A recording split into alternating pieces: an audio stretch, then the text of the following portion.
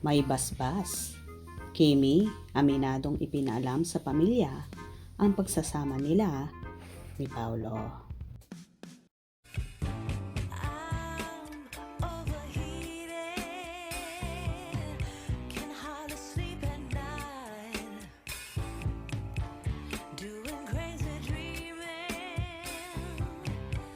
You're the reason why. Hiding by the baby.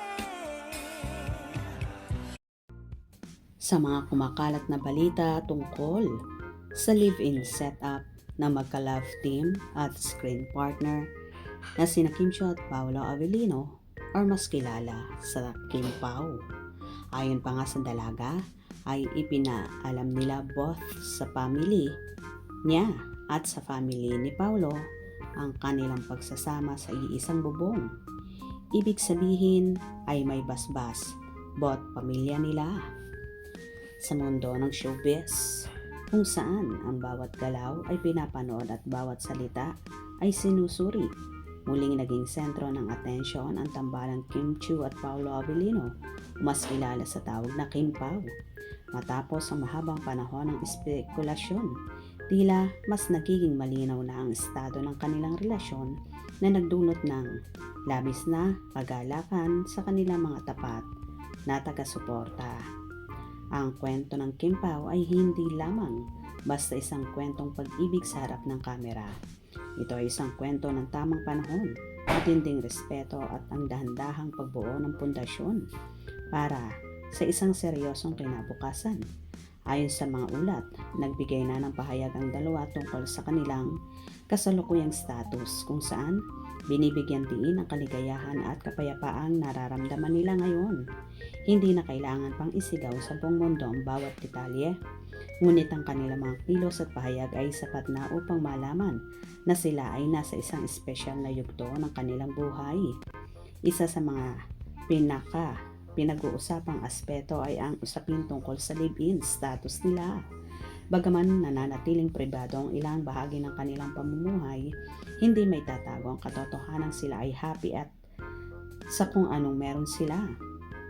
Para sa mga supporters, ito ang pinakamagandang regalo na maaari nilang matanggap. Ang makitang ang kanilang mga idolo ay hindi lamang matagumpay sa karera, kundi pati na rin sa personal na buhay.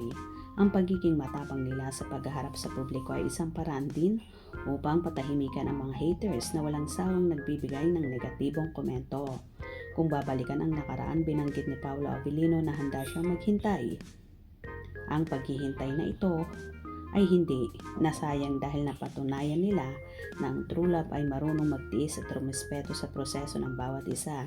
Hindi nila minamadali ang kanilang samahan, sa halip, hinayaan nilang lumago ito ng kusa. Sa edad ni Kim at Paolo, marami ang nagsasabing dapat may pamilya na sila. Ngunit nananatili silang matatag sa kanilang desisyon na huwag magpadala sa dikta ng lipunan. Ang mahalaga ay ang kanilang pagmamahalan at ang kanilang pagsisikap na maging matagumpay hindi lamang bilang mga artista, kundi bilang mga negosyante rin. Napaka-successful na ni Kim at Paolo bukod sa pagiging mahusay na mga aktor. Sila rin ay kilala sa pagiging masipag sa trabaho at sa kanilang mga negosyo. Ang kanilang tagumpay ay bunga ng kanilang pagtsatsaga at ngayon ay tila abala na sila sa pagbuo ng kanilang hinaharap na magkasama. Ang suporta mula sa kanilang mga magulang at sa mga boss ng kanilang network ay isang malaking bagay na nagbibigay sa kanila ng lakas ng loob na ituloy ang kanilang nasimulan.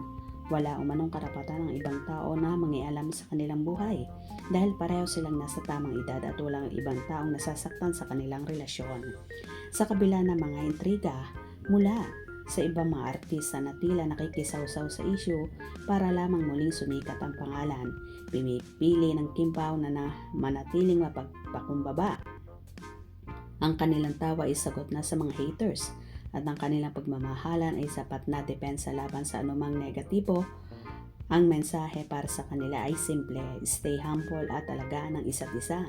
Ang bawat kabanata ng kanilang kwento ay nagpapakita na sa kabila ng hirap at pagsubok sa industriya, posible pa rin makahanap ng isang taong makakasama mo sa pagbuo ng mga pangarap. Ang Kim Pao ay nagsisilbing inspirasyon sa marami na ang pag-ibig ay hindi kailangan madaliin. Ito ay pinaglalaanan ng oras, pinaghihirapan at higit sa lahat, pinoprotektahan. Habang papalapit na ang mahalagang okasyon, mas lalong nagiging makulay ang mundo ng kanilang mga fans. Ang katotohanan sila ay masaya at nagpaplano para sa hinaharap ay sapat na upang sabing sila ay tunay na karapat-dapat sa isa't isa. Ang bawat tagumpay ni Kim ay tagumpay din ni Paula at vice versa. Sila ay isang team, isang magkapareha na hanggang harapin ang anumang hamon ng buhay. Sa huli, ang hiling ng lahat, sana sila na nga hanggang dulo.